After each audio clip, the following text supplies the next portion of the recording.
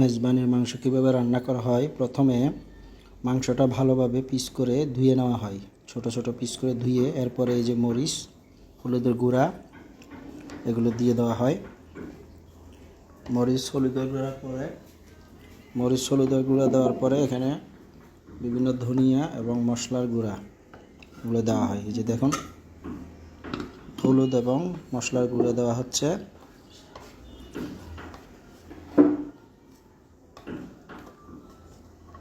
এরপরে হলুদ আর মশলার গুঁড়া দেওয়ার পরে বিভিন্ন রকম গরম মশলা এবং হলুদের গুঁড়া দেওয়া হয়েছে, জিরার গুঁড়া। এরপর লবণ দেওয়া হচ্ছে পরিমাণ মতো। এরপরে এখানে পেঁয়াজ এবং রসুন এবং পেঁয়াজ বাটা, রসুন বাটা। এরপর সরিষার তেল। আপনার 30 কেজি মাংসে প্রায় 5 লিটার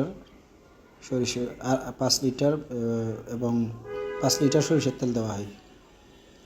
এরপরে একটু পানি দিয়ে এগুলোকে একটু ম্যারিনেট করে নেওয়া হয়।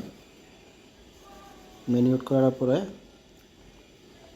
এই যে দেখেন পানি দেওয়ার পরে পানি দেওয়া হয়, তেল দেওয়ার পরে এরপর এগুলোকে ভালো করে মিক্স করে নেওয়া হয়।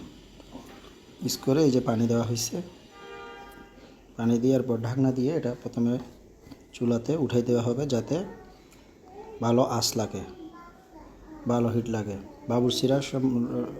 বাবুর্চিরা সাধারণত লাকড়ির চুলাতে রান্না করে, আর বাসায় রান্না করলে বেশি আঁচ দিয়ে উঠাই দিতে হবে চুলাতে।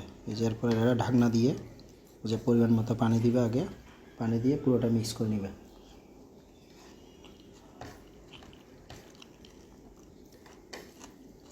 এরপর ঢাকনা দিয়ে এই যে চুলার উপর উঠাই দেওয়া হবে।